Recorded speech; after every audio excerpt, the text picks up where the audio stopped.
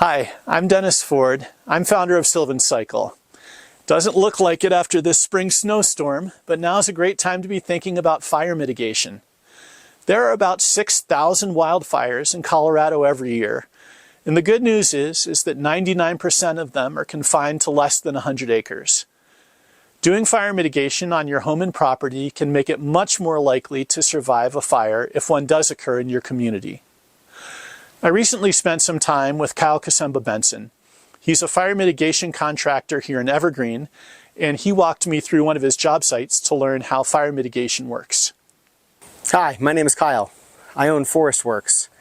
We are a fire mitigation specialist contractor based here in beautiful Evergreen, Colorado. We're firefighter owned and operated, and we specialize in taking a fire behavior driven approach to fire mitigation, forest remastication, and recreational trail building.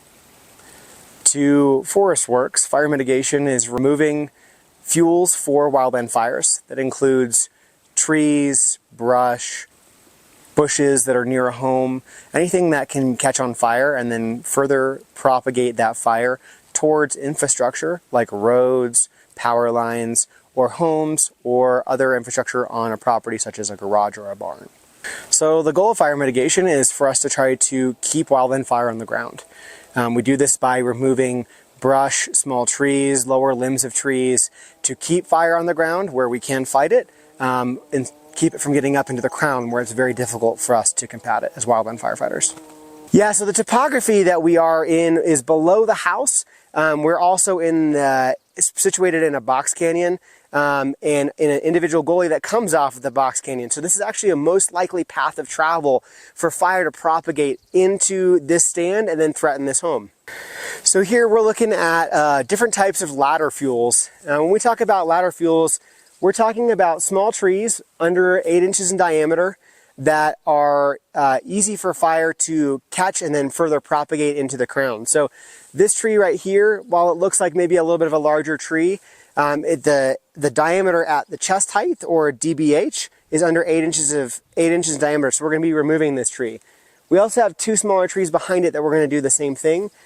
But behind us even further, we have a much larger tree that we're going to try to preserve. It's got a diameter breast height of about 18 inches. And we're also going to remove ladder fuels from that tree itself by removing its lower limbs.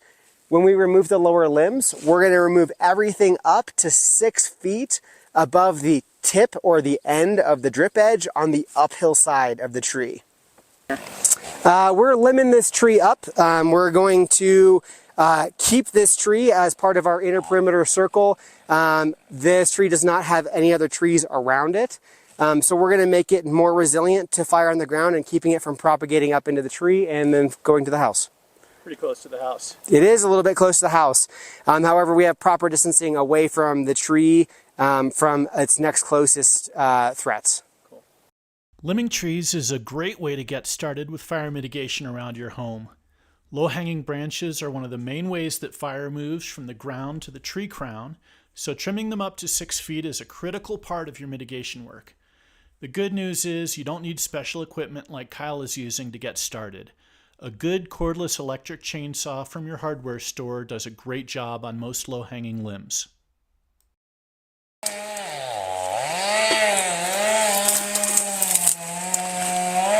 So this is one of our electric handheld chainsaws. This is a small little 14-inch bar. A lot of the things that we're trying to remove, as we talked about earlier, are ladder fuels, things that are under 8 inches in diameter.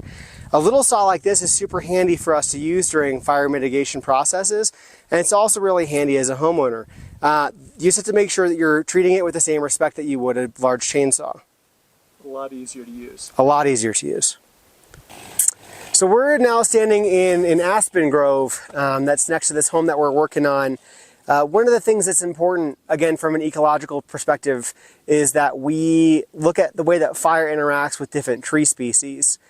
Aspens in particular actually aren't that susceptible to wildland fire. In fact, it's actually arguable that they are a net positive against wildland fire propagation.